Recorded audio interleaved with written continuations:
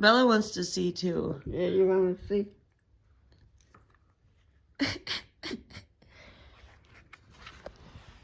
God, how did she have so many pictures? Because it's hard not to take pictures of you. Because you're so cool. Look at that. Bella. Oh my goodness. Say hi. Hi. Hello. It's Kendra. This is going to be a conversation with Baachan. There she is. I wanted to do this just because she's had an incredible life and she's a wonderful woman, and I wanted to honor her. What are you doing? Have fun watching this with us. All right, testing, making sure it's okay. Can you talk? Well, I can't. What do you want me to say? That's enough. Hello. Hello. What's your name? My name is Sue Nelson. Actually, Sudua Nelson. Sudua Nelson. When were you born? When was I born? November 11th, 1927. 1927. Where were you born? In San Juan Bautista. San Juan Bautista. Wonderful. I want to ask you first about your parents and whatever you remember about your parents. So Lisa just mentioned that you don't remember a lot about your dad, so maybe we start with him. What was his name? Sadakichi Tani. Well, actually, his real last name was Yamamoto. But he married my mother, who was the oldest of 7 daughters. Uh-huh. And so they needed a man or a male with the same last name of Taniguchi to be the head of the household, so he could, the later progenies would be Taniguchis. So when he married my mother, instead of my mother taking his last name, he took her last name. Wow. Okay. And that way he was the head of the household. Got it. Wow. Yeah. What a progressive man. Yeah. And well, that's the way it was in Japan. God. Oh, really? Yeah, that if you needed a man to be the head of the household. Uh-huh. So he would take the name. Yeah. Whatever make the most sense. Yeah. Okay. So anyway, that was my father. Your father. And he was born in Japan. Lisa just said from the Hiroshima region. Yeah. What do you know about, anything about his life when he was in Japan? No. Nothing whatsoever, except that he must have learned dance. Yeah.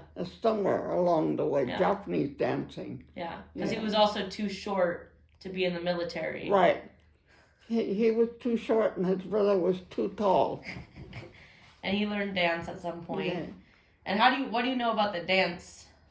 Nothing very much. Yeah. All I know is that he was in a dance troupe in Mexico when he defected, or when he was an illegal immigrant. Yeah, he went over to Mexico first. No, he was, the dance troupe was in, from what I understand, was in Mexico. Okay. And he left the troupe and came across the border to the United States. Got it. Or California, whatever.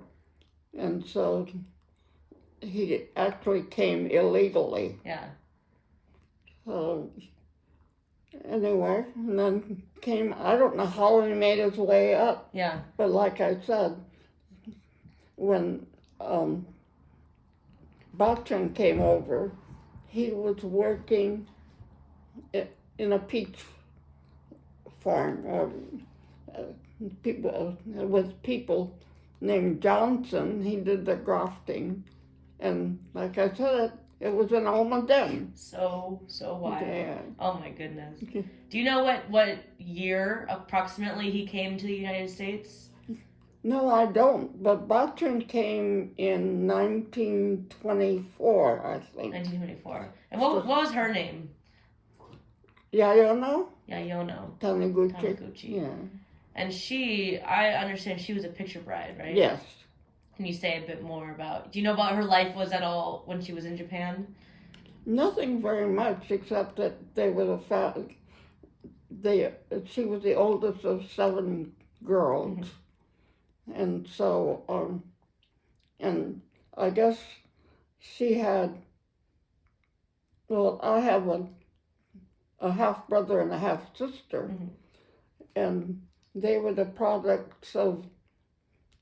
I don't know whether it was they were illegitimate or whether the guys that were the father were legitimately married to Baachan. Yeah. But they apparently, from what I could gather, although it's all conjecture, was that they thought, oh, here's the oldest daughter of a family that has a farm, and she'll inherit all of it.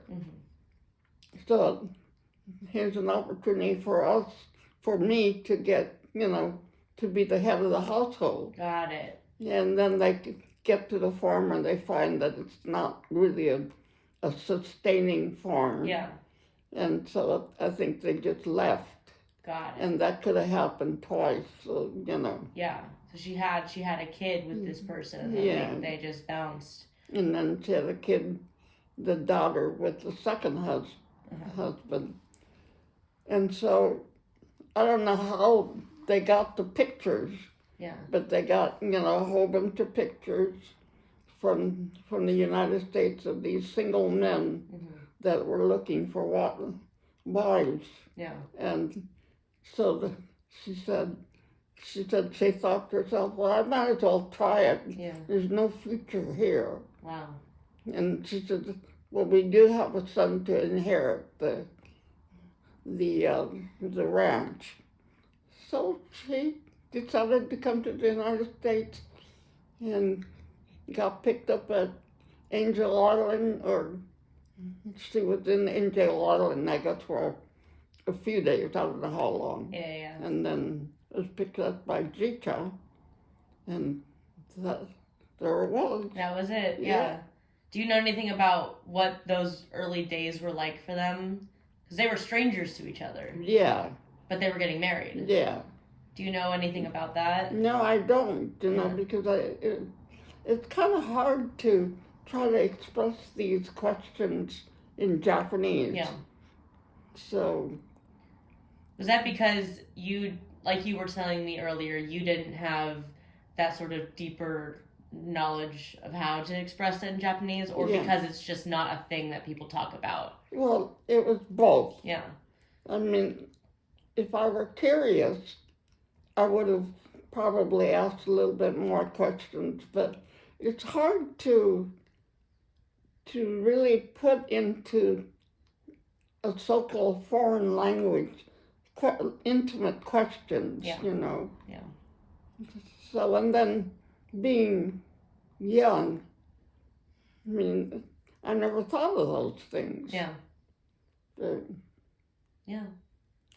So she came in 1924.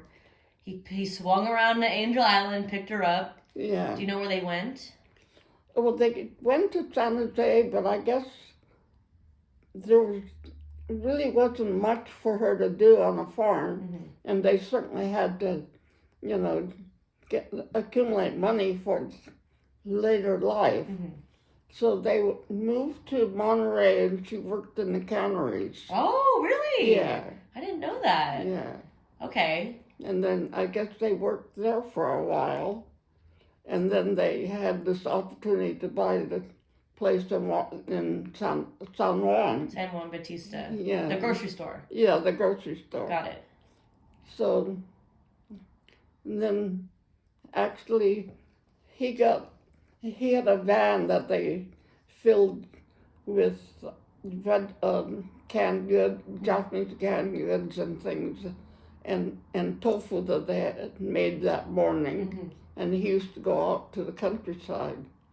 But in those days, the people in the countryside couldn't pay. Yeah. So he was carrying a lot of paper that he never collected on. Like IOUs? Yeah. Wow. And that's probably what caused part of the bankruptcy. Yeah. So when were you born again? 1927. So it was a pretty quick turnaround.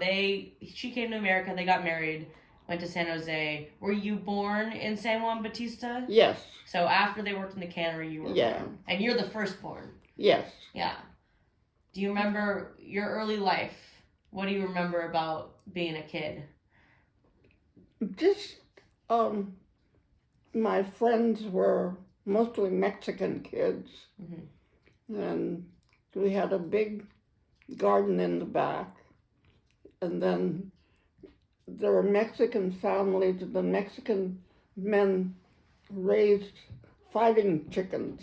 Oh! And so I remember trying to sneak a look at the chickens fighting in the back, close to the backyard. Wow. That's in that book I was telling you about, 100 Years of Solitude. They have fighting chickens in that too. Oh, really? Yeah, oh yeah.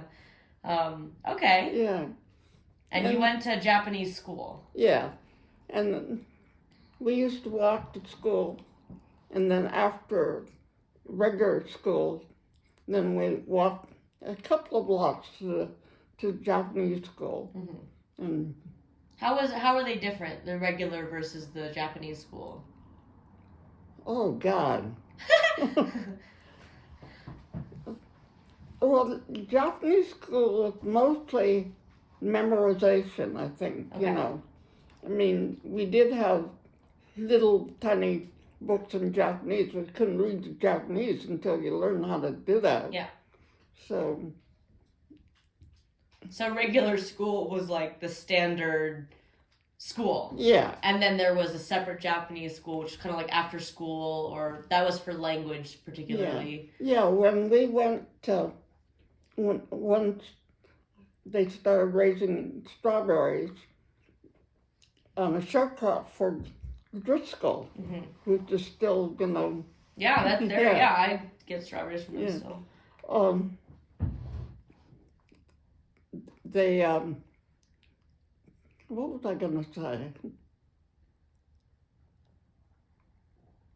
Oh, the teachers used to come, the teacher would come out on Saturdays, because usually that was the day that we rested. Yeah. And then they would spend a whole morning with us. But actually, we didn't really learn very well. So you went to school, you had friends. What sort of things did you do beside, like, with your friends for fun, or?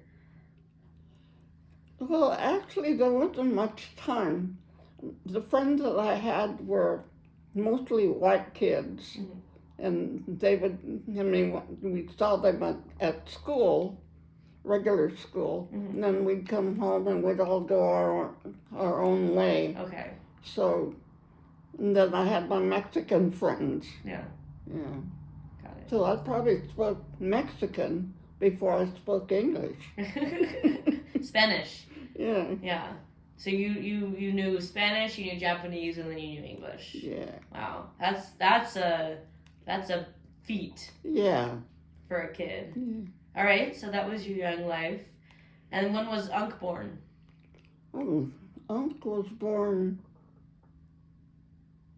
probably 32. Yeah. About 4 years after I was. 4 years after you. And what for the people, for your adoring fans watching, who's Unc? What was this? Who is Unc? Who was Unc? Yeah, who was Unc? He was just my little brother. He's your little brother. What was his name? Satoru. Satoru. Did you guys call him Satoru, or did you call him Henry? No, we didn't call him Henry. That was later. Yeah, that was his second name. Got it.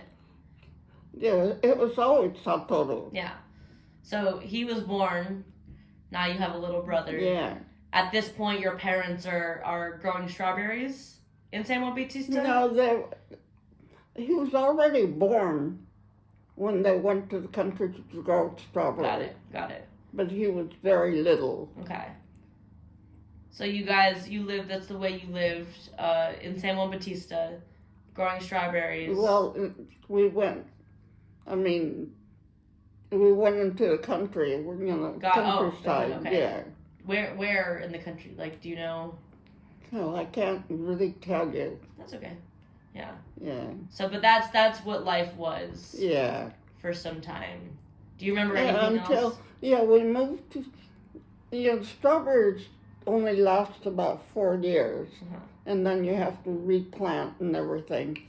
So once the 4 years was up, we moved to Salinas. Okay. And then planted strawberries. I don't even know whether there was a crop or not after the war started. Mm-hmm. But that's where You were in Salinas. Yeah, we moved from. Yeah. Then we were in camp. Okay. So when the war started, what year was that? That was 1940? Yeah, about that. About that. Yeah, I was a freshman in high school. Yeah. What do you remember from before the camp? Like before you guys were taken away? Nothing. It just seems as though that's all we did was work in the store. Yeah. Because you had to weed and all that thing while they're growing. Well, I remember, so I have one of those posters, right, that they would put up around San Francisco. Yeah. Where within a week, anyone of Japanese ancestry has to come. And it was a pretty quick turnaround. It was a very quick thing. Very quick. So was that when the war started and it was against Japan, do you remember it being, I mean, you were young, but do you remember anything about that at all? Like just being aware of that? I knew that Pearl Harbor happened. Yeah. I knew that we were at war with Japan, but it didn't really change my life at all. Yeah. I mean, the strawberries still had to be tended. Yeah. And then the notices happened. Yeah, and then the notice came that we had to leave, and that I think was in April. It kind of sounds about right. Yeah. And so we had to leave school. Yeah. Got on a train and went to Arizona. Yeah. Did you go to a different? Because sometimes you went to a different camp before you went to the permanent camp. No, we went directly to Poston number 1. Okay. And by that time there were, I think we were the last bunch to go to Poston number 1. So we were all scattered all over where there was a barrack available. Yeah. Poston was the biggest one, right? Yeah, well, there were 3 camps in Poston, okay, so yeah. Poston 1. Yeah. And you were 11, you said? No, I must have been older because I was a freshman in high school. Oh, that's 14. 13 or 14 maybe? Yeah. Yeah. So you went to Poston. Yeah. What do you remember about those early days at the camp? All I can remember is it was when we got there, it was the middle of summer, and it was hot. Oh. God, was it hot. But the first barrack we got, I guess the terrain must have been kind of lopsided so that the barrack was on stilts. So when we got there, we spent all our time underneath the house because it was so hot. And then we moved further, to a different part of the camp where it was flat. So, and then people that we knew lived there. Because when we got there, they just put us in any barrack that was empty. Just random. Yeah. But then you started to know people there after some time. Yeah. Got it. But actually we didn't, the first barrack we were at, we actually didn't get to meet very many people because it was so hot that, But, and then once we moved to, I guess it was block 17, then we already knew people, so. Was that where you stayed for the rest of the time? Yeah. Got it. So what was that like to, like, this was your new home, in a sense? I don't know. It just, I don't know what our emotions were. Yeah. But it was at least a, a place where we knew someone. Yeah. So it was, and then each block had, something like 20 barracks, of which each barrack had 4 big rooms, and we had one room for the four of us. Did you build up a home inside with furniture and whatnot? Like how'd you manage all that? Well, we had cots to sleep in, and kind of screens like things to separate ourselves. And then there's really no family life, because here we are in just one little room, because each barrack had 4 rooms. Yeah. And then there's a mess hall where we went to eat, where the food was all fixed for us. Yeah. And then the showers and the communal toilet and all that sort of thing. Yeah. So there wasn't really much family life. Especially for boys are more advantageous. They would go and go to different blocks and play, and then when it was time to eat, they'd come back with each other, and so you didn't eat with the family. So the family life was really deteriorated. Got it. Yeah. What did you do? How did you spend your time? I don't know. I must have spent it reading, mostly, because I don't think I associated with too many people. Really? Yeah. Reading in English or Japanese? Oh, English. Was there a library? Yeah, there was. Yeah. Oh, and then I guess I worked for the newspaper for a while. Oh. Like with the posted newspaper? Yeah. What was that like? Well, it wasn't anything to write home about. It was just a big room, and we're sitting around, and then we had a Caucasian lady who was a newspaper person outside of camp. I don't know how they recruited her or how she started. Yeah. But she would come in as the editor and say, "You take this story, and you take this story," and we'd go out and ask, questions and come back and write it out. Oh, so you were like a reporter. Wow. Yeah. But you were a teenager. Yeah. Do you remember any of the stories? No, none whatsoever. Did you like that job? Yeah, I did. Yeah. But then I was only a freshman. Yeah. So I wasn't very old. So. Yeah. No. Sometimes when I went to Manzanar, there were all these different gardens all over the place. People had them in their front yards. Yeah. They also had the big ones. Were there any gardens like that in Poston? Oh, yeah. Yeah? Yeah.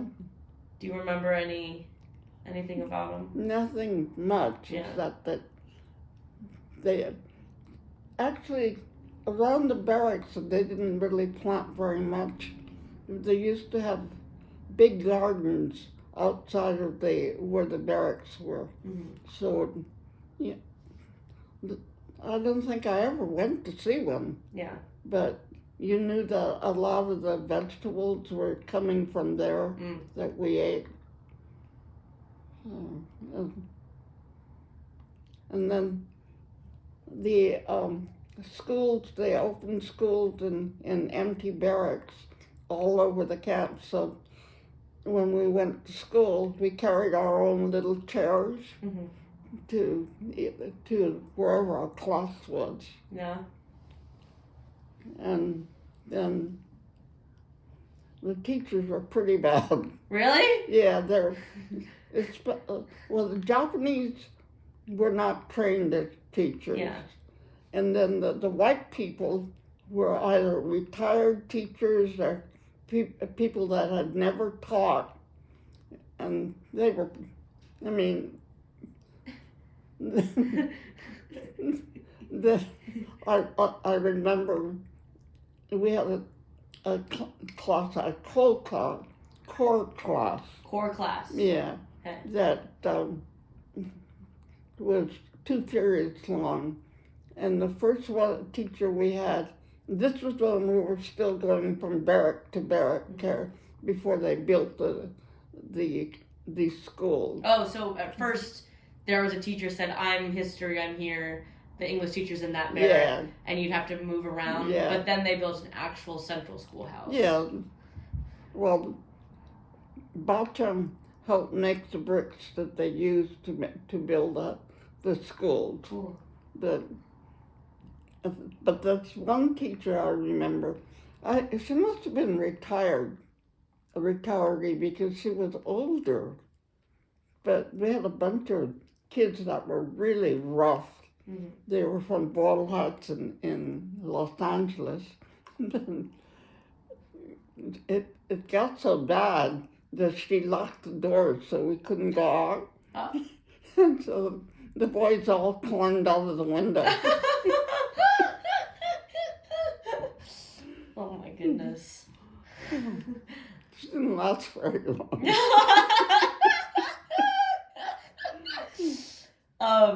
You said that when you were young, you and Unc just ignored each other. Was that what it was like in the camp? Yeah, I guess the word is ignored or tolerate. Tolerated. Yeah. Yeah, in camp, well, like I said, the kids just scattered out around. And Yeah. the only time we ever saw each other was when they come home to go to bed. Yeah. So, Do you know anything about what he did during that time? no, I really don't. Yeah. What about do you know what your parents were doing during that time? They must have just sat around. Yeah, they didn't work for any Well, of them? that's when I thought my mother Made the went bricks. and made bricks. Yeah. And my father went and did carpentry for the administration, who were all white. Oh, okay. Yeah. Okay. But there wasn't you said the family life disintegrated, and it was hard to have community things Yeah. as well. I know later on, as things were being built, there was more community-based things. Yeah. Do you remember anything like that? Like dances or parties? Yeah, there were dances. Each block used to have dances, probably maybe once a month or so. And actually, that was about the only activity we had. Yeah. Yeah. But then we knew people in other blocks, and because they came from the same area, that we would visit. Mhm. But we really didn't do much. Yeah. I mean, it's hard to, it's a hard situation to try and figure out how to like make things up to do. Yeah, when you look up and see the fence around and all these things sitting up with soldiers in them. The guard towers. The guard towers, yeah. With their guns pointed at you. Yeah. Was that 24/7? They had people. I think so, yeah. Wow.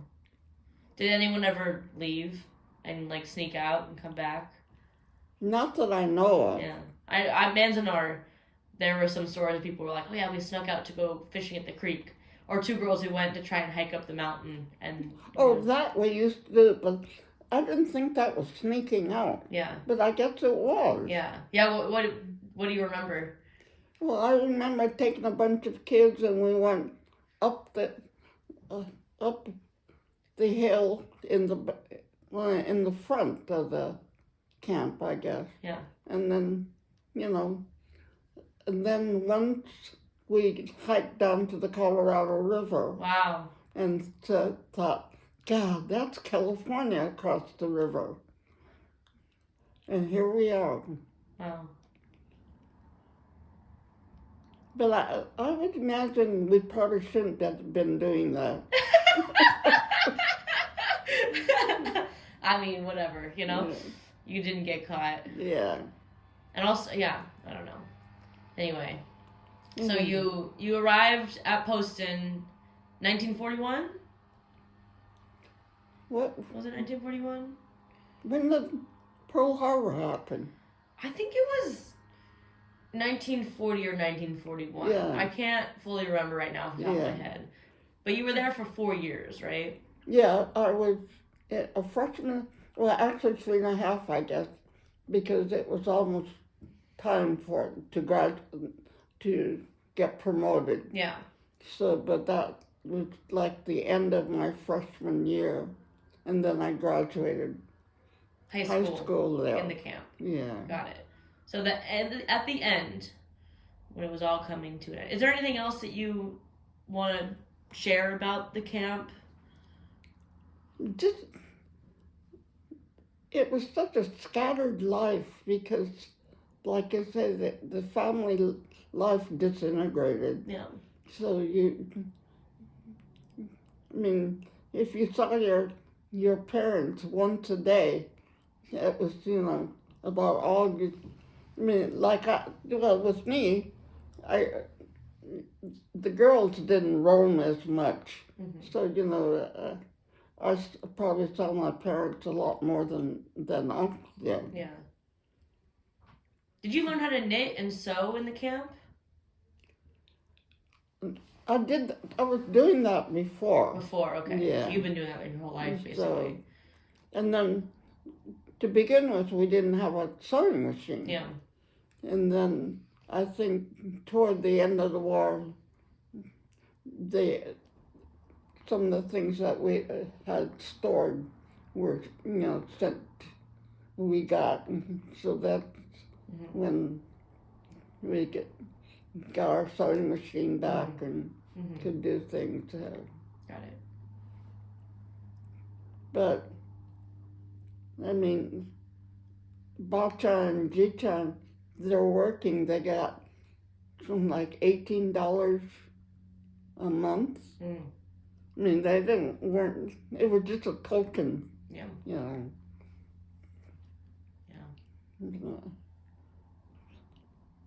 But Baachan and Jichan worked hard outside before they went into camp. So Baachan always used to say, "This is the best vacation I've ever had." Oh, I bet so. Oh my gosh. All right, so, wait, let me just double check that. Yeah, we're good. All right. How you feel? You want to keep going? There isn't much more to say. Absolutely. Yeah, I know. I just want to make sure. Are we good? We want to keep going? Yeah. Okay. So we're coming to the end. It's like 1944, 1945, where the war is coming to an end. Yeah. You got to leave early, right? Well, I left for Columbus, Ohio, probably about 3 or 4 months before the war ended. Yeah. How did you manage to, how did that happen? Well, I knew I had to graduate. It's planning to go to college. Mm-hmm. And I didn't, so there's a bunch of other colleges that I was considering. And Ohio State had a great football team. And at that time, I was really interested in football. Oh, really? Watching it? Yeah. Yeah. So I applied there, got accepted, and made arrangements to leave. Took a train. And I guess somehow the U.S. government must have paid for my train trip. Yeah. Because I certainly didn't have the money. Was it hard to leave your family? No, it wasn't because I, I was very uncomfortable in the camp because I didn't think we should be there. Yeah. And if I had had my way when I was still, I get to my second year when I was a sophomore and I read the Communist Manifesto and I decided that that's what I was going to be. Yeah? A communist because... In college or in the camp? This is in camp. In camp, okay. Yeah. You like the idea of communism because... It was free. Yeah. And anyway, so I went to Columbus, Ohio, was met by, I guess it was a bunch of Quakers that were helping the evacuees. Okay. And met with them and got a place to work as a kind of a maid housekeeper for a family. Did you live there too? And I lived there, okay. Yeah. What did you study at the university? Oh, it was just the core subjects, and I was thinking of going into journalism. Okay. Or advertising. Yeah. But the most vivid thing was in my history class, I think. Well, wasn't the most vivid. The most vivid thing was sitting next to a black girl in botany, I think it was, and she would be writing letters to her mother or her parent, and her dad was a law professor, I guess, at Howard University, which is a Negro college. And so when Mary was writing letters to her mother, I would take the letter away from her and write to her mother. What would you say? Anything, Since it was in a botany class. Yeah. So you made a friend named Mary in botany class. Did you keep in contact with her at all? No. I mean, she was in a sorority, a black sorority, and she had all her own friends, and she lived in a dorm. Yeah. And I didn't, so, but it was fun. Yeah. Yeah. All right, so you're taking classes, you're working as a maid for these Quakers you're living with. How long were you in Ohio for? Just a year. Yeah. Because then the war ended, and my parents came back to California, so I came back. Did you go back to where they were, or where did you go? No, I came back. You mean where my parents were? I came back to where my parents were, because it was the summertime. Yeah. And then in the fall, I went up to Berkeley. Got it.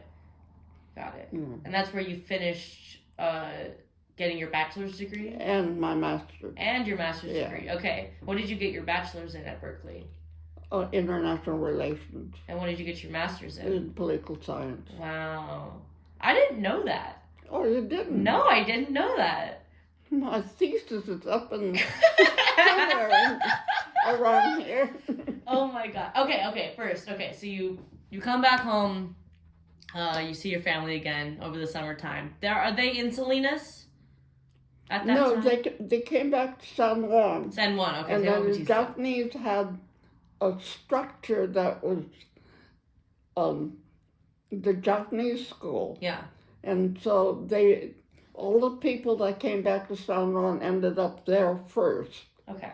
And so there were just cots all over, and then a communal kitchen, and then the people that owned farms started going back to, their real homes.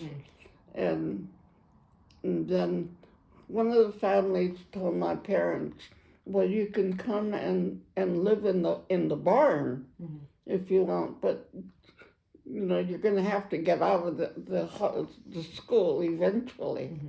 So my parents went and lived in their in the farm. Mm-hmm. Was in the barn. Unc was with them too? Yeah. Okay. And by that time, it was temporary for me.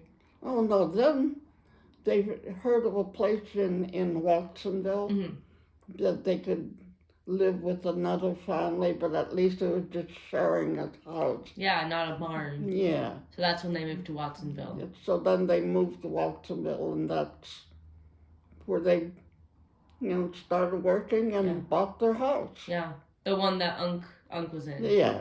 Got it. Okay. Yeah. I want to ask. So you guys leave each other then, right? You kind of come back, you're together. It's temporary for you. They eventually moved to Watsonville. You moved to Berkeley. Yeah. I want to ask about you, and then we'll come back to them. What you know about them. You moved to Berkeley to go start school at Cal. I remember you told me at one point you lived at like a Japanese dorm for women. Yeah. You moved to Berkeley and then moved right into that dorm? No, I moved to Berkeley and went to work for a family who had a daughter that was about my age, so I was kind of like a companion for her, but also did the dishes and, vacuum for them. Yeah. And then I heard about the Japanese dorm. Okay. So we used to go down there all the time to in between classes and things like that. Just to hang out. So the following year, I moved into the dorm. What do you remember about that dorm? Just that I suddenly got tired of sushi. the house mother, I guess that's all she knew how to do. Oh my gosh. For lunch, we'd have sushi all the time. Oh wow. So I would wrap it up and take it to my next class. Yeah. Where I knew the kids liked sushi. And give it to them. Oh my gosh. How many people lived in that dorm with you? I think there were probably about 10 or 15. Okay. That's a good amount of people. Was it fun? Yeah, it was. Yeah. I had never lived with a bunch of kids my own age or close to my age, so it was fun. Yeah. Did you guys ever go out and about on the town? Yeah, every once in a while, we didn't go to Oakland, but we would take the train over to San Francisco and roam around. What sort of things did you like to do? Oh, what did we do? Well, we didn't have much money, so... Yeah, just roaming. Yeah, just kind of looking around. Yeah. I certainly learned how to walk through San Francisco. Yeah, on all the hills. Oh. Okay, so you were going to school. Yeah. 3 years, right? Well, plus doing the year for my graduate work. Yeah. Okay, so you did a year at Ohio. Yeah. 3 years finishing out at Berkeley, and then another additional year to get your master's. International relations. Why did you pick international relations? I don't know. I had dreams of trying to work for the State Department. Yeah. That was just a dream. Yeah. Why did you want to do that? Just to get out of the country. Yeah. Oh, yeah. Yeah. Okay, and then what was your master's in again? It was also in international relations. Yeah. What do you remember about your master's program? Nothing really very much. It just didn't seem any much different from undergraduate work, except the classes were smaller. Yeah. And it was a little bit more intimate, that you got to express your ideas a bit more. What did you write your thesis in? What did I write? Your thesis. What was your thesis about? Oh, it was on the Communist Manifesto. I think, it's on the Comintern. Yeah. Yeah. Do you have more to say? Nothing much. Nothing much. Do you still feel that you see yourself as a communist? No, No? not. I mean, theoretically, yeah. The philosophy is fun, Mm-hmm. but in reality, it's. I mean, who'd want to live in Russia? Yeah. Fair enough, yeah. Mm-hmm. What about socialism? Did you learn about that ever? Yeah, the socialism, actually, it's Trotskyism, was a little bit more amenable. Mm-hmm. I mean, it's not quite as fierce as, communism, but Mm-hmm. no, you eventually get to the point where you think, this is not a bad country. Yeah. Yeah. Yeah. I'm sure that was interesting for you because you learned about the Communist Manifesto while you were imprisoned by the country. Yeah. But then when you got out, and yeah, I'm sure that's a very unique thing to kind of experience and learn. Yeah. And Lisa said that you learned Russian while you were in school? Yeah. I didn't know that either. Yeah. No, I've forgotten all my Russian. Yeah. Were you fluent? Not that fluent. Yeah. But enough to have conversations. That is impressive. Enough that I could when I lived in San Francisco and I'd be on the bus, I'd hear these Russian people talking Russian to each other, and I could eavesdrop. That's the best use. That's the only reason to learn any language, isn't it? Just to eavesdrop on people. All right, so you graduated from Cal State, Berkeley. Go Bears. What did you do then? I went to work for Bank of America as in the international department as kind of a researcher. I would write papers on various companies and how much international business they had, or how much they could have if they bank with us. Yeah. And that's about until I moved to San Francisco? No, that was in San Francisco. Okay, so you left Berkeley when you graduated, went to live in San Francisco, worked for Bank of America. Yeah. And then, then I got married and had kids, and we moved to, I still lived in San Francisco, and then we moved to Danville. Okay. Well, hold on. So, you're in San Francisco. Did you meet Baachan at that time? Yeah, it was, I was still living in San Francisco. Okay. That's when I lived on Polk Street. On Polk Street? Yeah, okay. And then I met him in a bar. Okay. And then one thing led to another, and we got married and... Wait, hold on. Yeah, you met Baachan in a bar. Baachan's name is what? Don Nelson. Don Nelson. I remember a story you said where he stole an earring of yours. Yeah, I think it was at that bar. We walked in, and they were having a party or something in the back. Yeah. And so he must have taken my earring or found it, because I only had one earring. Yeah. And then I must have given him my phone number, because he called and said, "Can I come over and return your earring?" Yeah. And that led from one thing to another. Yeah, what do you remember about Baachan at that time? Nothing much. Yeah? He was just a guy. Yeah. And then I guess he decided to move in or something. Yeah. So then, after he moved in, we thought we should get married. So we went to Reno and got married. Okay. Did you get married at a courthouse? Did you what was this? What was it? Yeah, we got married in the courthouse by a judge. Why did you go to Reno? Because in California at that time, he couldn't marry her, or we couldn't intermarry. Because you were Japanese Yeah. and he's white. Wow. So, Wow. yeah, So you went to Reno and got married. yeah. Okay.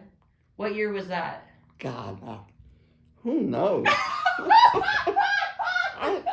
I can't even remember the day we got married. Yeah. And your Yeah. mom is the one that reminds me, because she got married the day after the date. Was it January? So she got married on January 6th, I think she said. So we got married on January 5th. Okay. But you don't remember the year? No. Do you remember approximately the year?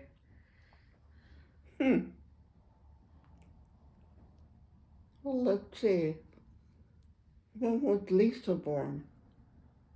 We got married the January of the year she was born. Okay. Because she was born in November. Okay. So ask her when she was born. Okay. Fair enough. All right. So you got married in Reno. Were you still living in the city? Yeah. And then when we lived in the city downtown, or on Polk Street. Mm-hmm. And then we moved out to the suburbs by the zoo. Mm-hmm. And then do you remember the cross streets? By any chance? Let's see, that was...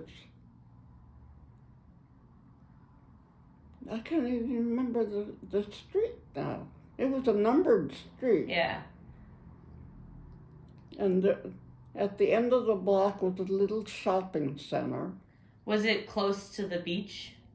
Yes, it was something like 3 or 4 blocks from the beach. Oh, wow, because you were out there. And you were close to the zoo, too. Yeah. You were out there. Oh, yeah, way out there. Yeah. I remember when you came to see my place in the sunset, you walked around and you said, looks just like where I live. Yeah. So how long did you live there?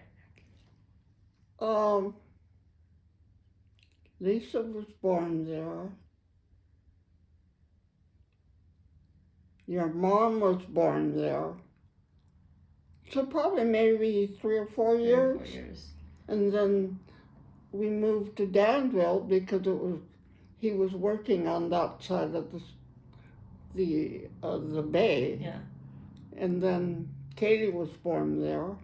And then he got transferred to Sacramento. To Sacramento. Mm-hmm. And that's when we got our place in Placerville. And then he was transferred down to Southern California, so we left Placerville. Where'd you go in SoCal? Oh, that's when we moved to Poway. Poway, okay. So you were just kind of hopping around, like, every year? Well, more or less, yeah, because when we came back here, I told him, I'm getting tired of moving into new places. Yeah. I said, let's not move around so much. But it was all based on his job. Yeah. He was a salesman, right? Yeah. What did he sell? Furniture. Furniture, okay. Yeah, and then, so I have never seen the houses that before we bought them. Yeah. He always found the houses. And you just showed up? Yeah. Got it. What was it like to have kids? Let's start with Lisa. Start with Lisa. Your first kid. God, I can't even remember. Yeah. Yeah. I don't even remember childhood of any of them. Yeah. Except the time that your mother tried driving the car down off a hill.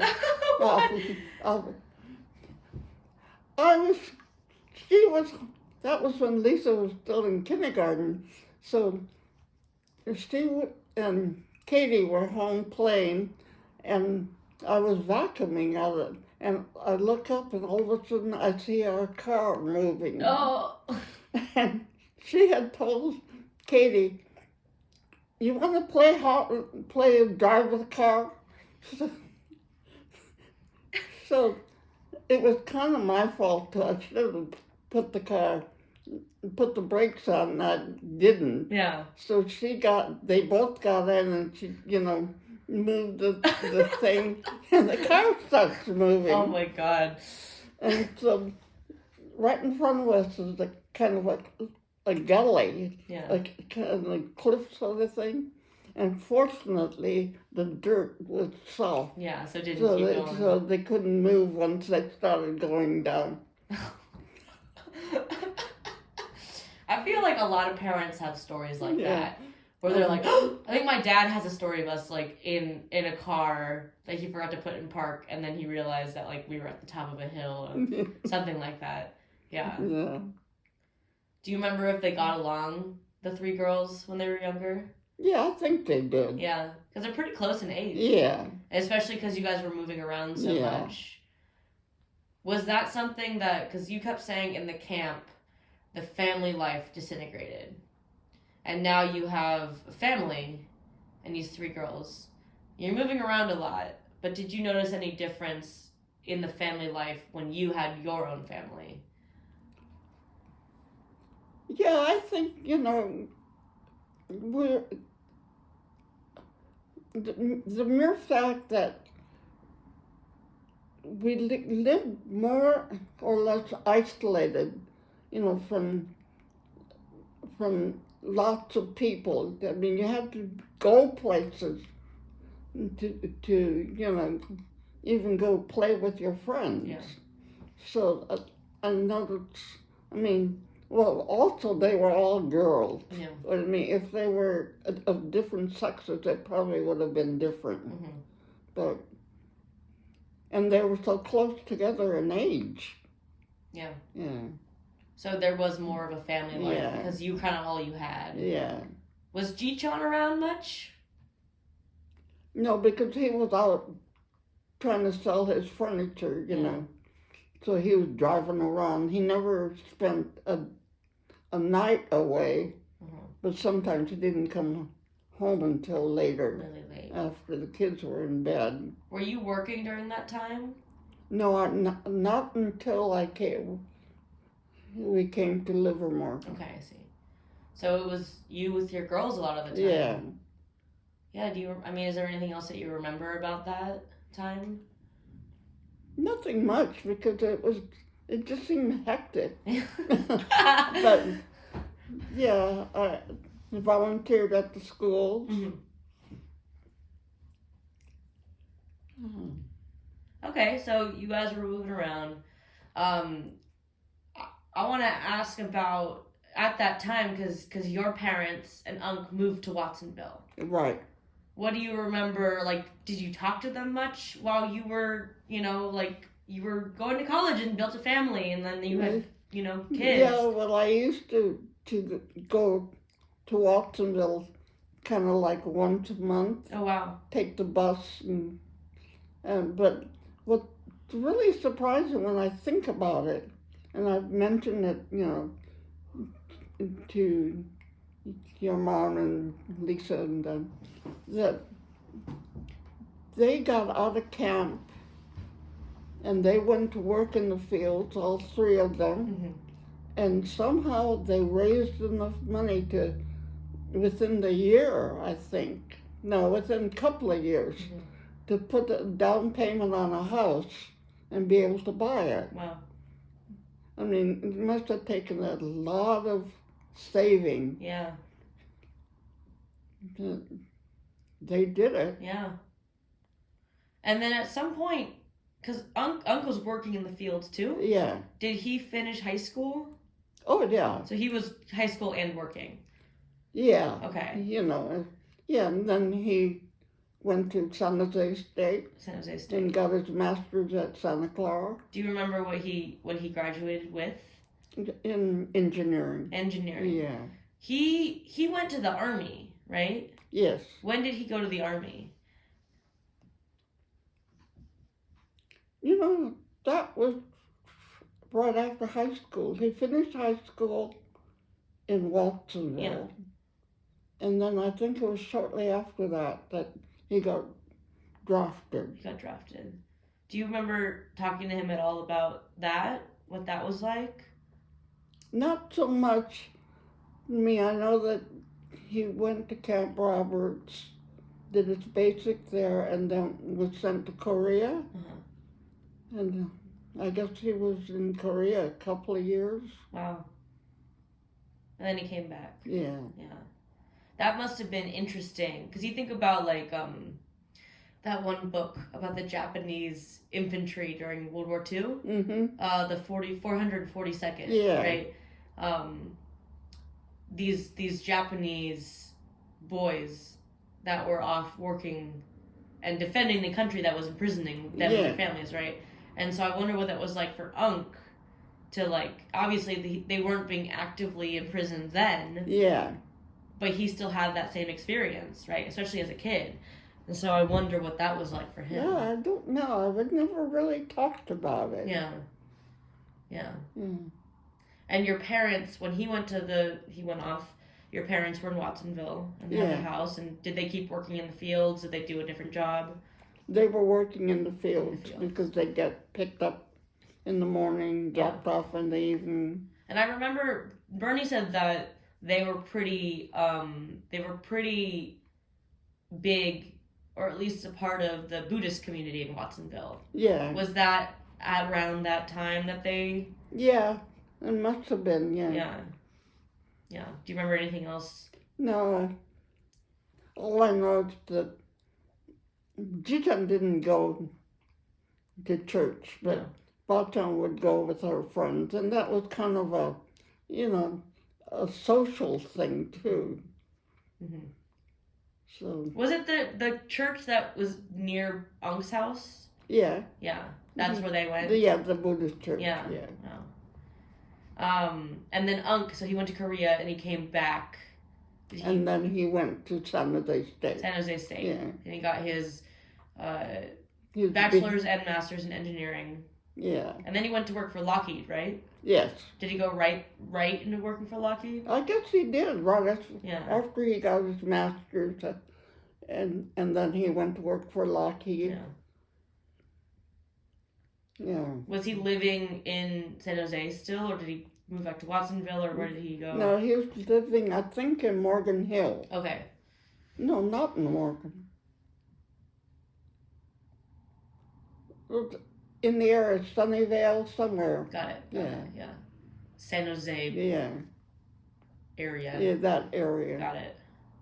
But what's really interesting is when your mom and Dave lived in Willow Glen, was it?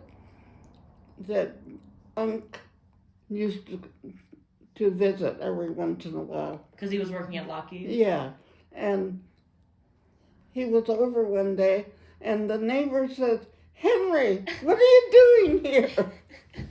Oh yeah. They worked together. Yeah. Oh my goodness. But they couldn't talk about their work, right? Yeah. Because it was like top secret, like weapons and shit. Oh my goodness. How long did he work for Lockheed?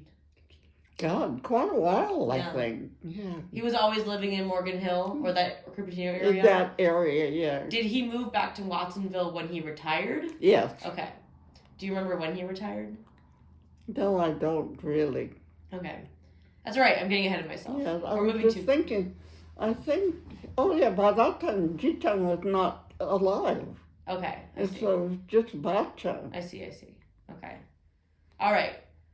I'm trying to stay chronological. Yeah. So we're jumping in between people here, but let's go back to you and your family, to the Nelsons. You've jumped around. You went down to SoCal, to Poway. Did you move from Poway back to Livermore? Or up to Livermore? Yeah. When did you come to Livermore? Oh, God. Let's see. Katie was in kindergarten. Okay. All right. And did you come to this house? Yes.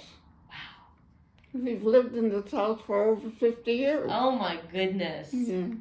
What was it like moving in here? I don't know. By that time, I felt as though we'd been moving around so much that it was just the house. Yeah. Did you know that you were going to stay here? No. Or were you not sure? No. Okay. So you were just kind of like, all right, here we are again. Yeah. But then you did. You ended up staying Yeah. here forever. But it was convenient because the high school was right there, the Yeah. grade school was right there, downtown is there, Yeah. you know. How did things change once you became more settled in this community and like your girls are going to school and making friends and whatnot? Well, the biggest change is I went back to work. Okay. Where'd you work? At Wells Fargo. Wells Fargo. Yeah. Were you doing the same work that you did at Bank of America in the international? No, I was never a teller, but I was working in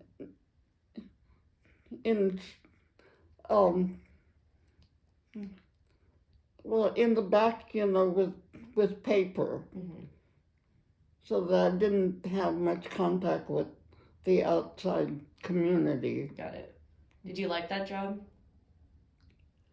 It was a job. It wasn't. I never thought whether I liked or disliked Yeah, it. You just know. something to do and make money. Yeah. And Ji-Chun was still selling furniture? Yeah. But that didn't last very long. Something happened. Yeah. I think he had an accident in the car. Mm, God, it's so long ago. yeah.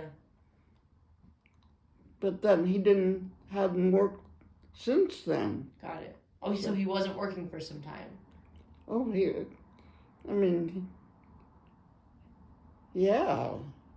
Or he got this accident and then he stopped working entirely? Yeah. Oh, wow. I mean, he was kind of mentally injured, you know, and then he was drinking too much. Okay.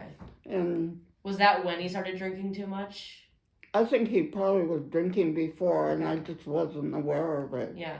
But then this accident made it all worse. Well, it all happened because I was at work and I got a call from this guy, John Hughes, who was a buddy of his.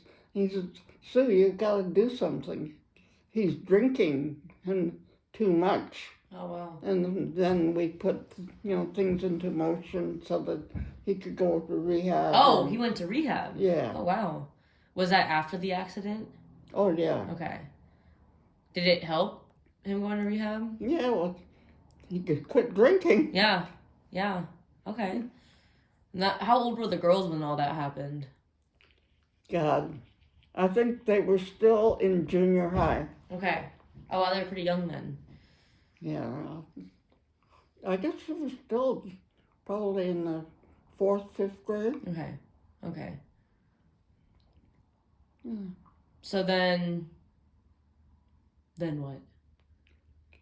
Then I was working to keep the family going. Yeah. And he was sitting there. Yeah. He'd just sit? Yeah, he just didn't have much initiative. Yeah. And what was it like for the girls? Did they, as they're getting older and kind of finding themselves, like how was that dynamic changing? Oh, I don't know how it really affected them. Mm-hmm. I guess I was it was kind of a hectic, going to work and coming home and trying to fix dinner and, Yeah. So I think they kind of raised themselves. Wow. How about, what do you remember about just their personalities as they were getting older, like getting into high school and stuff?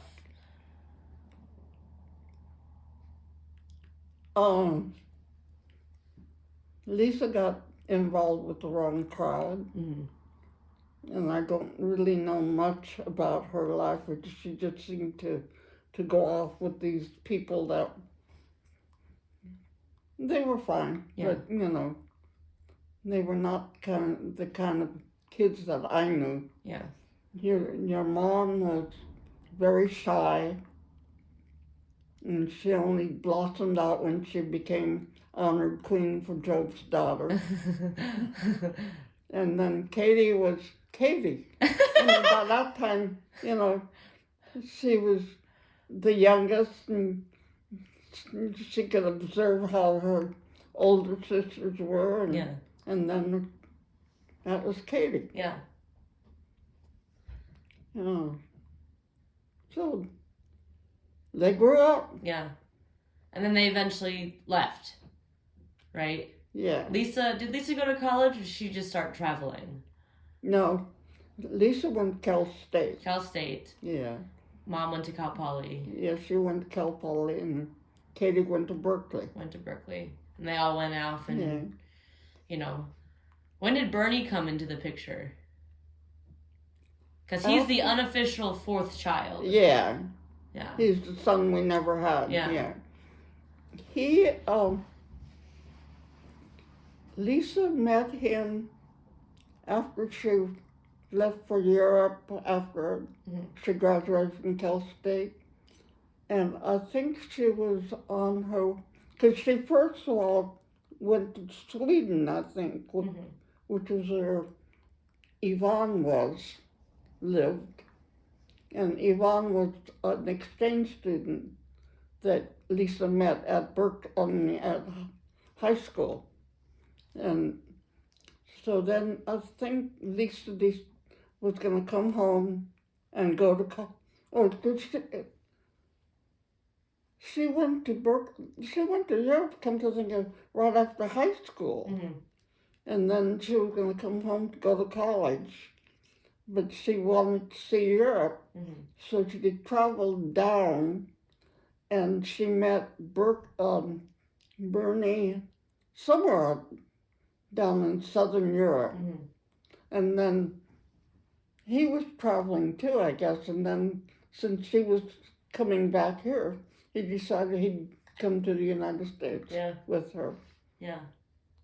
And they got married pretty quickly? Yeah, they got married within the year after they got back, I think, in Mr. Gardella's garden. Really? Yeah. Oh. And then she went to college. Yeah, and Got then it. she...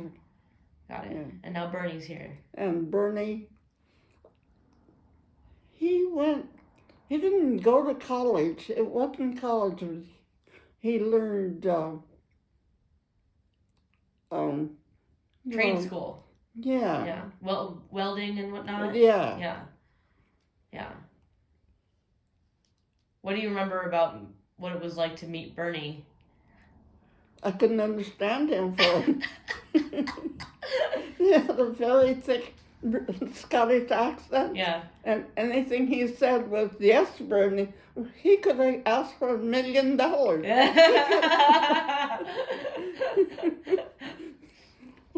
Oh my goodness. All right, and then my mom went off to college. Yeah. To study accounting, right? What do you remember about? You know, the most vivid thing was she had a VW then, and she was early in the morning, she was gonna drive home, and she stopped to get gas and got a cup of coffee, and said this guy, and her window was open, this guy came by and tried to grab her, and she threw the coffee in his face, hot coffee. And he went, and that's what, saved her from the guy, actually. She asked her about Oh my God, I never knew that. While she was at school. Yeah. Oh my gosh. I think that was her freshman or sophomore year, maybe. Wow. Wow. Yeah. And what about Katie? Do you remember she went to Berkeley? What do you remember about? Just like she met Tim, got married to him. Oh, God. Nobody really appreciated Tim. No? What was Tim like? I don't know, it's hard to explain, but I don't think anybody really liked him. I've only seen pictures of Tim. Yeah. Oh, apparently, after he and Katie got divorced, that he had a very successful career. And and married some gal who was gorgeous. Yeah. Oh. Uh, You remember? So she met Tim. They got married. They were together for some time. They got divorced. Yeah. And then she met Walter. Yeah, I think she met Walter soon after. Got it. Got it. But that was all. By that time, they all lived at where Bernie lives right now. Okay. Oh, they all lived together Yeah, well, at the they Oxford all place. lived in separate quarters, Yeah. maybe, but yeah. But they had bought the Oxford place. Yeah. Got it. That place is so great. Yeah. I remember when I was a kid, I'd go there. Just like how in this backyard, it felt like this magical secret garden that I loved playing in. The Oxford place was also so magical and wonderful. What do you remember about the Oxford place when you first started going there? Oh, I didn't go there very much because at that time I don't think I was driving. Oh, you weren't driving then. No. How are you getting Wait a around? minute.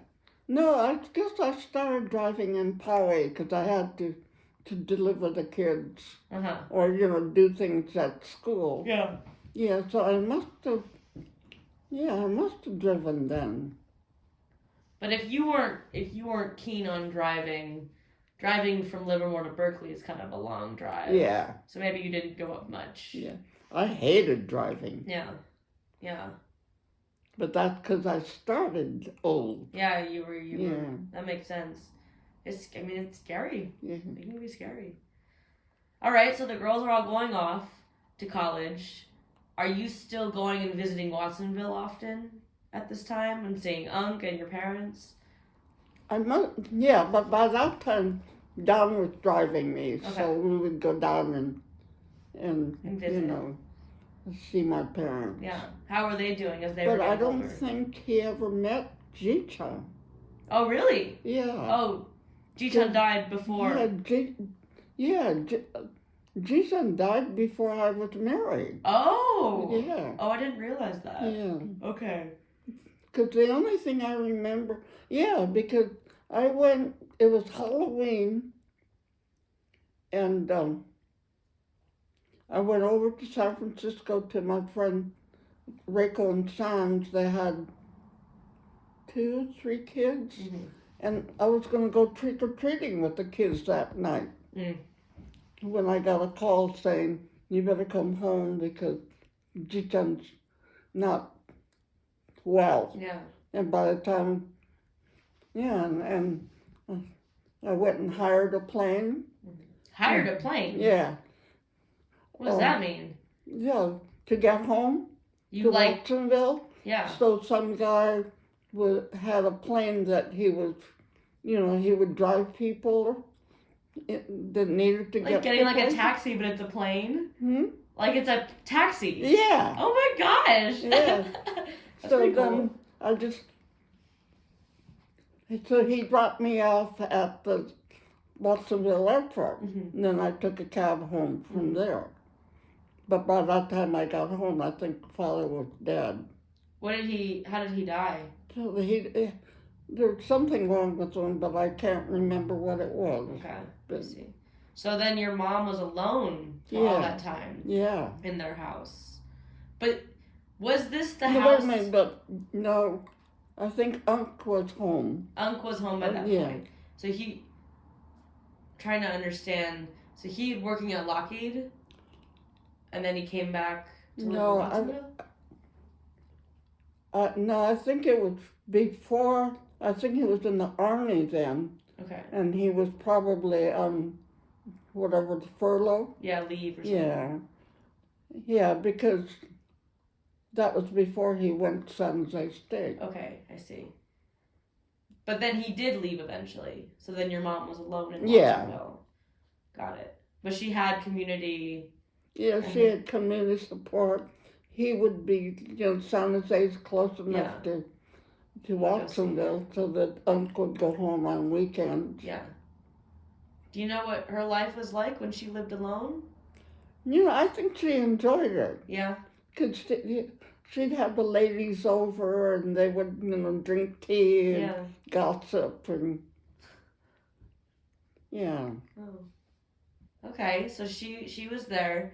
You were going and visiting. Unc was, doing his thing. Was she living in the house that Unc lived in? Yeah, Okay, so that house, that was the house. that's the house that they bought right after they got out of camp. On, Yeah. what street was it? Bacchus. Baachan Street, that's right. Okay, so then they were at Baachan Street. So back to when your girls left the nest. You were working, Ji-chan was not working. Yeah. You were going and seeing your mom every now and then, Mhm. and Unc, and still, Yeah, well, that Gita would drive me he'd drive because you. I wasn't really driving. Yeah. So, although I can remember driving the kids to Watsonville during the summer, Mm. but I wasn't driving that much. Yeah. So. Well, and imagine, too, when Ji-chan was available, which it sounds like he was available a lot after his accident because he wasn't working. He would be the one to chauffeur you. Yeah. What do you remember changing the most once all the girls left the house? I don't know. It just seemed as though he was there sitting in his chair and I was working and nothing much really changed. Yeah. You know? Yeah. Yeah. Okay. So, time goes on. Yeah, time goes on. Your first grandchild was born 1995. Jared, my mom and my dad were together for a while before then, though, right? They were together for like 8 years before Jared. Yeah, I don't know how much, but yeah. I think they were together for a while. Yeah. So, Dave Ferguson comes into the picture. Do you remember meeting him? What he was like? No, I don't think I ever met him before they got married. Really? Yeah, I don't remember that. Because they bought a house together before they got married. But then they got married. And they had a kid. Yeah. Do you remember what it was like to have your first grandchild? Oh my God. We went, as soon as we heard that she was gone to the hospital, and we hurried up and tried to get there. But I think Jared was born before we even got there. Yeah. But then, yeah, I remember the day after they took Jared home, they went to a baseball game. What?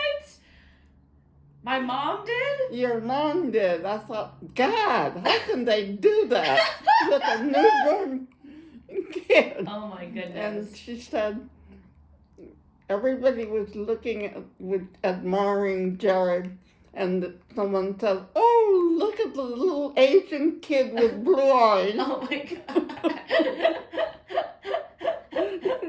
Oh, cute. So when Jared was born, was your mom still alive?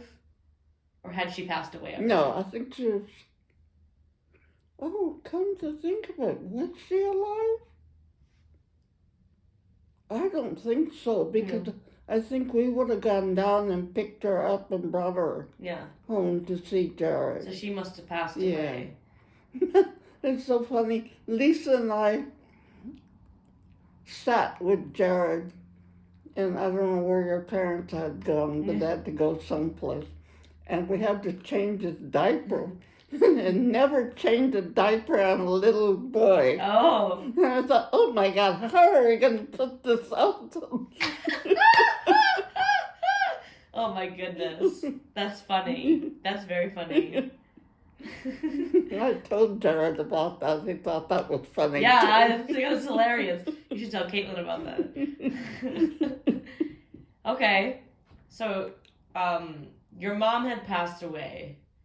Was Unc back in Watsonville by that point? Yes. He had retired already. Yeah. So he and I don't know if he had retired. He must have, I think. Yeah. So he and Baachan were living together. Yeah. In that home. Yeah. Was it as much of a hoarder situation as it was when he was living there? When it was the two of them together? Were they like living in a hoarder's home together? Oh, I don't know. You don't know? Yeah. Because remember how it was when he passed away? It was like, I didn't know there were rooms there. Oh. Like, there were rooms I didn't know existed. Oh, really? Because it were filled with things. Yeah. So, do you, like, was that a thing that they lived in? Or do you don't remember? No, I don't really know. You know, I was never home long enough. You just visited every now and then. And then your mom passed away. Yeah. Do you remember what it was like when your mom passed away? Oh, I can remember the neighborhood ladies coming in and just taking over, and, you know, did the dishes if there were dishes to be done, and cleaned the house, and just took over and made life a little more comfortable. Yeah. Well, first of all, it was the same way when Baachan died. Mm-hmm. The ladies came over and... That was the thing that they did. Yeah. Oh. And then Unc started living alone. Yeah. And he would every now and then drive. And then walking the streets. Walking the streets. Yeah. What was... He was known as the walking man. Yeah. You know, one time I was in Los Angeles for a softball tournament. We were in a Jamba Juice in line, and there was... My mom started talking to someone in line and found out he was from Watsonville, and she said, "Oh, maybe you know my uncle. He walks around everywhere." And the guy said, "I do know him. I see him every day." When did Unc start walking so much? I guess once he was tired. Yeah. He would walk, what, like 10 miles a day? God, he used to walk all the way into Freedom. Yeah. Where's that? Yeah. I mean, I guess he did a lot of walking. Yeah. Do you know anything else about what it was like for him to live in Watsonville? No, I don't. He never really mentioned, because he didn't join any of the Japanese, activities. Yeah. I mean, he didn't go to church. And the JACLs, I don't think he may have supported it, but he certainly didn't go to meetings. Mm-hmm. And he was kind of a loner. Yeah. Did he ever, like, I guess, date people? No, I don't think so. He wasn't interested. Yeah. He played trombone, right? Yeah. Did he play trombone during that time? Or was that when he was younger? No, he played in the Buddhist church band. Mm-hmm. So that must have been, I don't know what the period was. Yeah. But it could have been when he was still in high school. Mm-hmm. Got it. But when he was older, he wasn't a In part of fact, it. I think there's a picture right here of him in the band.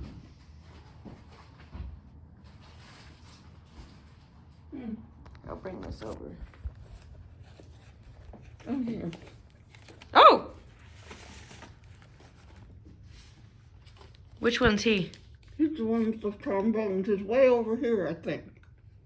Those are saxophones. He's in the second row. Is that a trombone? That looks like a trumpet.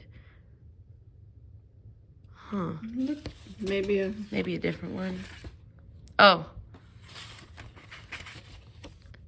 There's names. Terry, Ken, Tom, Dom, Hank. No. Oh, wait, right there. Yeah. That's Unc. Oh, yeah. These are great pictures. YBA. What does YBA stand for? Young Buddhist Association. Oh, okay. Wow, snazzy. Yeah, we should make copies of this for you guys, huh? Yeah, that'd be great. Yeah. There's some great pictures that we have on the piano at home of him in the army. Oh. And he's like posing, and it's really silly. Huh.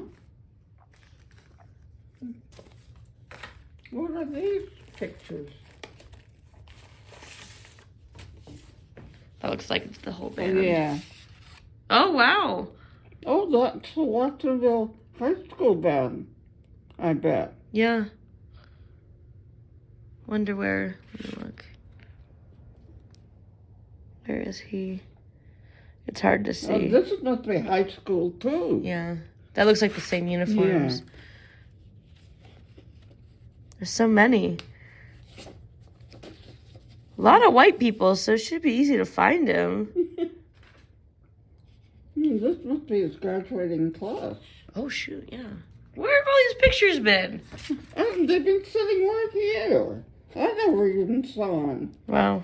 And this is the Buddhist. Yeah, that looks like the Buddhist one. Let me see.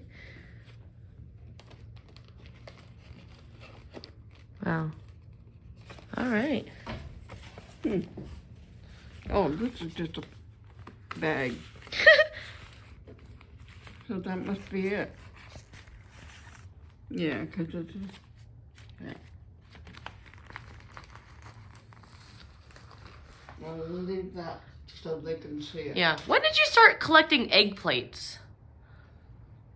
Once I moved here, I think. A pretty gnarly collection. And then Lisa got into it, and Lisa goes to thrift stores a lot more than I do. Yeah, you just would find them? Yeah. All right, let's put it there. All right, Unc. Where are we? Where are we in time? Let's go back to grandkids. You had your first grandkid. Tony keeps having kids. She has your favorite grandkid, obviously. What do you remember from that time as the grandkids started coming around? Were you retired then? Huh. I don't think so. No? You were still working? Yeah. So you have grandkids popping in. You're still working. Yeah, so I'm trying to figure out Jared. Who's after Jared? You are. I'm after Jared. Yeah. I was 1997.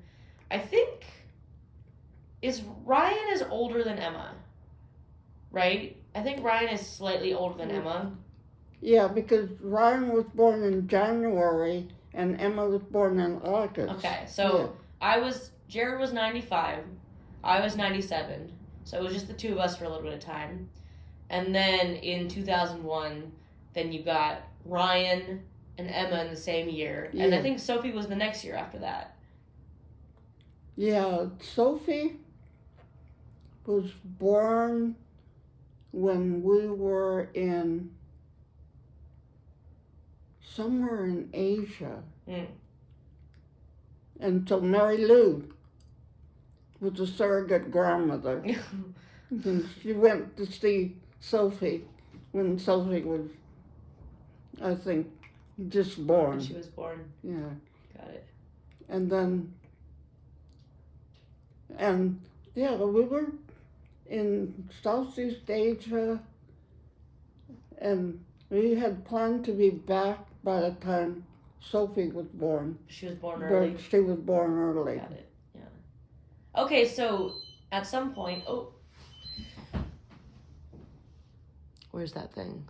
That must be my Libre. I know, it yells at you. Oh, here it is. Okay, high glucose alarm. You good? You need anything? No, there's not anything I can do. Okay. Yeah, I guess you can't do anything about high glucose. So when Jared was born, you were still working. But by the time Sophie was born, had you retired? I'm sure I have. Yeah. What do you remember about retiring? Because you worked at Wells Fargo that whole time, right? Yeah. What was that like to retire? I had great plans of doing all kinds of things like volunteering here and there and everywhere. And it was so nice to just be at home and not have to worry about getting dressed. Yeah. You know. Yeah. And somehow all those plans went away. Yeah. Yeah. But then you started traveling. Yeah, then we started traveling, so... Do you remember? Do you remember all the places that you went to? More or less, because mostly we went on, like for Europe, Mm-hmm. we went on cruises. Mm-hmm. So I remember all those countries around the Mediterranean. Mm-hmm. And then that's why I never got to England, the UK, or Scandinavia. None of those places that were away from, From the the water. Mediterranean. Got it. And mostly we went to Southeast Asia Okay. because I think that we've traveled most of the countries there. You Yeah. know. But it was you and Ji-chun always together. Yeah. What was that like to travel with him? Well, right at the beginning, it wasn't bad because he would go places. Yeah. By the time we got, I remember, by the time we got toward the end, like in Egypt, he spent his time, most of the time, in his hotel room. Mm. So I went out and wandered around with, other people. Yeah. But he was not a very good traveler. Got it. In all this time, did you have like friends and companions, and did you ever consider going traveling with friends? No, I never thought of Yeah. traveling with it. Well, because he was still, active. Yeah. So if we were going to go anywhere, I mean, I don't know why he wanted to go along when he didn't do anything. Yeah. But he was there, so. And I probably wouldn't have, if he weren't available, and if I may have taken one of you. Yeah.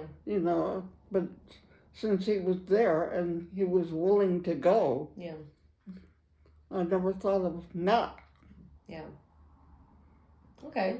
So you guys went traveling. You're retired. Grandkids are getting older. Yeah. Yeah. You're at this point when we were born, because you're 97 right now, and I'm 27. So Yeah, that's 70 years. yeah. So, yeah, by the time you kids were born, I was old. You were 70. Yeah. Yeah. When I was born, at least. Yeah. 70? Yeah. 70. Yeah. Yeah. So, you lived a lot of life up until that point, and now you're retired, your grandkids are getting older. I guess, I don't know what to ask other than what is it like to age? It's hard to say because I don't feel as though I'm aging. No. I mean, I can still do things. The only thing I can't do is drive. Yeah. And I never liked driving anywhere. So Yeah. I don't miss it. Yeah. But, except, I wish I had kept my license now, because even just driving from here to dialysis would be a lot easier. Yeah. But it is, but it was a good life. Yeah. I mean, I feel like I'm obviously still a baby, but I don't feel like I'm getting older. But when I see other people getting older, like remember we went on a walk and I said that kid from the neighborhood is now in college. Yeah. Or like looking at Emma, who is my baby sister, but she's an adult now at an adult job, right? That's when I start to feel like I'm getting older. Yeah. So you have now watched, your family, your parents have come and gone. Yeah. Your brother has come and gone. Yeah. Your daughters are now, have grown up completely, and their kids. Yeah. Your grandkids are now adults. Is that something that you've noticed? Any difference in? No, not really. Just because I've been involved enough that you're growing older. It's just part of the process. Yeah. So that I don't feel as though there's anything different because we just continue our life. Yeah. Yeah. Mm. You've always, I mean, even just like your physical health, right? Like you've had one mastectomy. You could go to dialysis and have been doing that for what, 7 years? I thought it was 10, but your mother says 8. So it's a long time, Yeah. right? And so even those are all really big things to happen to someone, right? And Yeah. you just continually sort of just are like, yeah, that's just kind of part of it. Yeah. What, have you always been that way? I must have been. Yeah. Yeah. Yeah. I mean, nothing that I've done or I do is unusual. Yeah. It's just part of life. Yeah. So, yeah, you get up and you go to dialysis 3 days a week, and that's also part of it all. Yeah. Yeah. So the pandemic happened, obviously, and at this point, this was 4 years ago, so you were already kind of in your system of things. Maybe things didn't change as much for you. No, nothing changed. Yeah. Yeah, I mean, even getting COVID, it was just part of life. Yeah. Yeah. Yeah.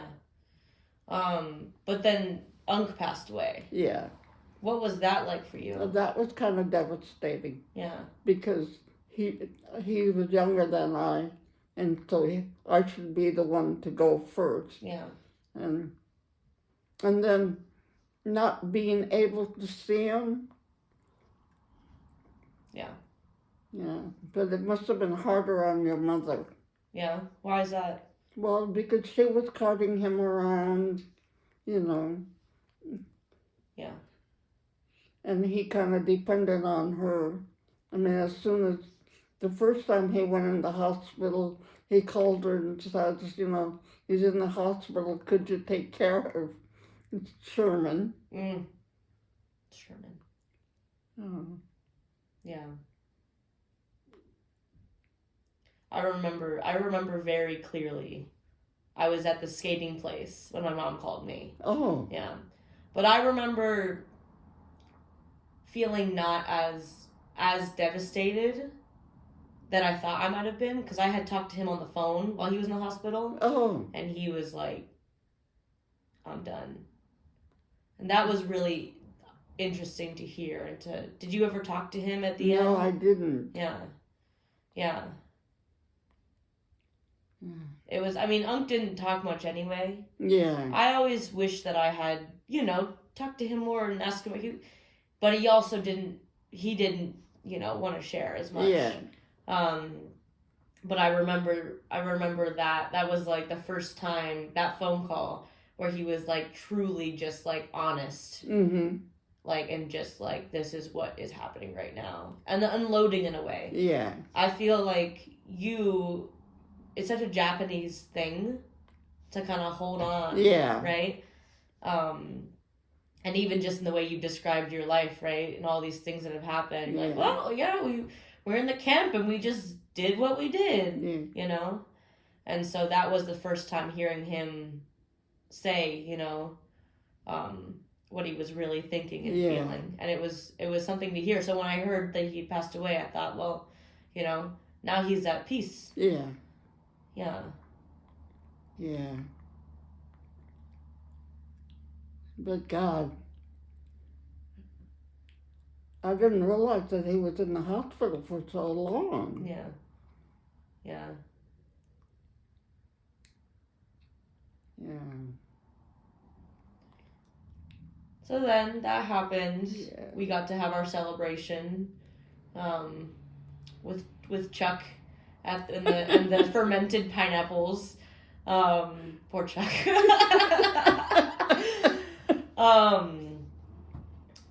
And we visit him in Watsonville still. He's got his bench. Yeah. Which is lovely. I told you I went to the aquarium last month. Oh. Because I went to Salinas with my Burning Man camp. Oh. Remember? Mm-hmm. Before Christmas. Yeah. And I took that day off to go early on Friday to go visit Unc, and then I went to the aquarium. Which obviously that is a big memory for me growing up. We'd go see Unc. Yeah. They'd take us to the aquarium. And then we went to Salinas and stayed there for the weekend, and that was fun. Yeah. Well, I'm really impressed with you guys because most, grandchildren, well, even children, once someone has died, they're kind of forgotten. Mm-hmm. And you kids, when you're down there, you go visit him, Mm-hmm. And I think that's really wonderful. Yeah. I think so too. Yeah. Yeah. I don't know. I personally, you can't, remember everyone all the time, but I feel like it's important to, and I know that for myself, like I was telling you, I want to live my life, to find peace as much as possible, and that doesn't mean like feeling good all the time. Yeah. That also means just peace is this is what I'm feeling right now. Yeah. And sometimes it is hard to kind of remember and have that grief and be sad. Yeah. But that's important. That's part of it. Yeah. Just like how you were saying, it's all part of it. Yeah. This life. Yeah. I wonder, I have more questions about that, but I want to ask you first. You were born, what year were you born again? 1927. 1927. It is almost 2027. It's 2025 right now. You have lived through a period of time where the world has expanded very quickly and evolved. Technology in particular has evolved so drastically. Yeah. And now, like, I'm sitting here recording you on my telephone, which I can also send mail to people across instantly. Like when we were at Christmas this year, we're FaceTiming Jared, who's in Amsterdam, on the TV, and I'm sending him a video, which he's immediately getting and can watch. What has that been like for you? Yeah, it's overwhelming. Yeah. I don't have a phone to carry around like you guys do. Well, a smartphone. Yeah. And I don't really think that I have the capability of being able to do the things that you guys do with your devices. Yeah. And I don't know that I really want to. Yeah. I mean, I'm perfectly happy to have your mother come in and do my pills. Mm-hmm. And, I don't have to worry about these things. Yeah. That's kind of a nice way to be. Yeah. Yeah. Has it always, I mean, it's, again, you are very matter of fact of this is just part of here we are. But that sort of letting go, was that a new thing as you got older? No, I don't think so. I think I've always really been that way. Yeah. Otherwise life would be unbearable. Yeah. Yeah. Yeah. Yeah. So, I mean, these things happen, so they happen. Yeah. And live with it. Yeah. Yeah. Yeah. Just and I think that's why when I realized that I had been on dialysis for almost 10 years, that it was a big surprise. Yeah. Did it feel like it was less time than that? Yeah. Just because time just goes? Yeah. Yeah. Hmm. And so now, these days, you like to read, right? Yeah. What do you like to do with your time? Well, I like to read. As you can see, with all the yarn there, I got to use it up. Yeah. Except I haven't been knitting very much. Yeah. You are pretty. I know that I've asked you before if you thought of yourself as an artist, and you said no. You still think you're not an artist? No, I don't think I am. It was just something to do. Yeah. Because you have made incredible needlepoint. What was it, cross stitches? Yeah. Those portraits of Jared and I are incredible. Yeah, that's my one regret. Yeah. Is I've never done anything of Emma. Yeah. Yeah. Poor Emma. I know. She's got stockings. We all have stockings. Yeah. And we all have those like all of the info from our birth, right? With our name and our weight and the time of our birth. I've forgotten about We that. have those, yeah. We all have, I mean, she has clothes that you've knitted. We have, all of the quilts. I have my pillow, my needlepoint pillow. I don't know if you made one for the others. No, I didn't. Yeah. I'm the only one? Yeah. That's on my bed. You know that. That's on my bed in Oakland right now. Yeah. And along with the quilt that you made me when I went to college. Oh, with the cats and the flowers. Oh, yeah. So it's interesting because I only recently started seeing myself as an artist, even though I've found creativity all through the world or all through my life. Mm-hmm. And what I've realized is that being an artist is creating something. Yeah. Whether it's a piece of music or a painting or a blanket that you share with someone. I guess you don't always have to share it with people, but it's an experience. And something I think is so incredible is you have made a point every year for however long now to make these pieces of art and give them to people. You take them to Langley Porter, right? Yeah. How long have you been doing that? I'm trying to think. How long have I been doing it?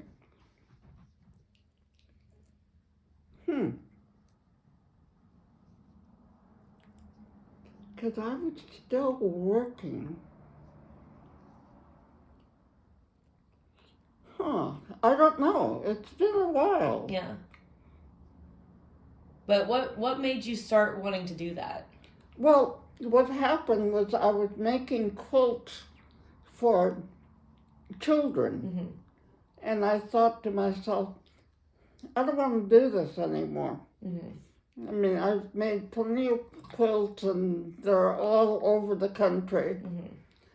Mm-hmm. But then,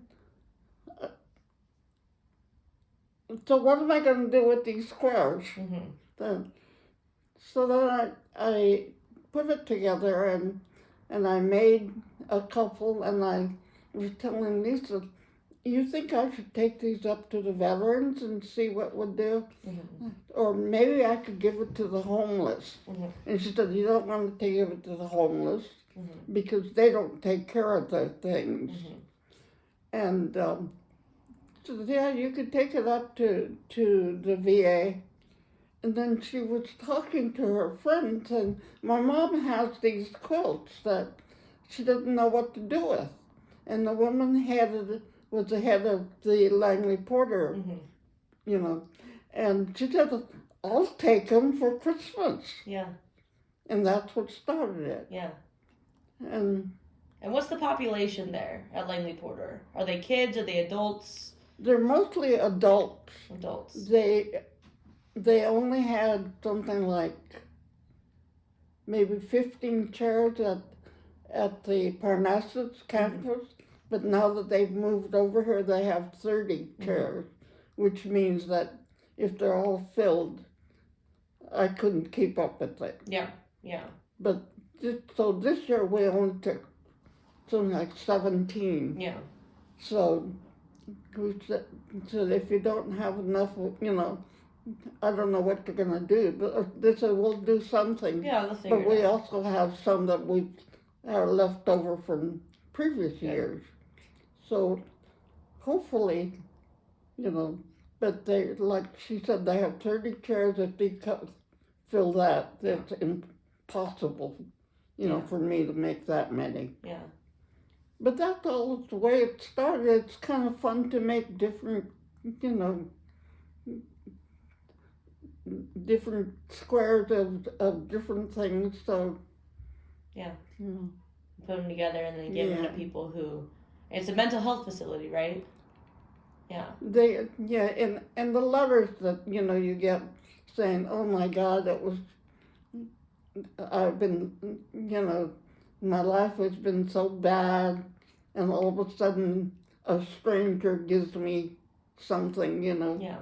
and a lot of them are gay guys that whose partners have died, and you can kind of read between the lines, Yeah. Yeah. But, Yeah. It's a wonderful service that you're doing. You yeah. know, there's a lot of choices that everyone can make in their life, and you're choosing to continue to do this creative thing. You're creating things. Yeah. You are a creator, and you're gifting those things to people who you don't know, and it's making a difference, right? Yeah, but then you know that you're making a difference, when they tell you, "Oh my God, I was so miserable," and it's good to make people happy. Yeah, it is good. But I won't be able to keep it up much longer. Well, no, I mean, nothing's forever. Yeah. You do what you can. There's no rush from anything. Yeah. Yeah, you are 97 years old. I know. And to be honest, you might live to be 200 at some point because you are a ox, But is that something that you think about? Like, because obviously we are all destined for the same fate. Yeah. Right? And you've lived a very long life. Yeah. Do you think about your mortality? Yeah, but I don't think of it. I don't think of my life as being long. That I've lived a long life. I've only. I mean, you just take life as it comes. Yeah. Yeah.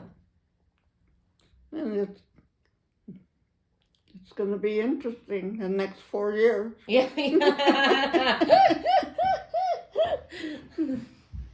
As you look back on all of that, we just talked about all of it, skimmed it, right? Mm-hmm. You remembered a lot of details. You said in the beginning, you were like, I don't know if I'm going to remember a lot. You remembered a lot. Oh, I don't, I'm sure that all kinds of things have happened. Oh, yeah. I mean, obviously, like these little minute things, but you got a lot of it. I think that was wonderful. That was exactly what I wanted from this. So thank you for this. Oh, well, you're welcome. But as you look back on it all, like, do you have any like things that you feel grateful for that you want to share, or thoughts, or you know? Not really. I think I've talked long enough. Well, I'm grateful for you, and I love you. Oh, I love you too. Yeah, and I'm excited. People want to see this. People want to hear, about your life and what you have to say. And hopefully they won't get mad at me for asking the wrong questions. Oh, God. Any last words? No, but except that, like I said, it's going to be an interesting 4 years. It's going to be an interesting 4 years. Yeah. Good thing you have a lot of scotch. Or not scotch, single malt whiskey. All right. Well, you want to say goodbye then? Yeah. You want to wave goodbye to this? Bye. Goodbye. Goodbye to the people. Whoever you are. Whoever you are. Wherever you are. In this tiny little box of yours. Why are you in this box of yours?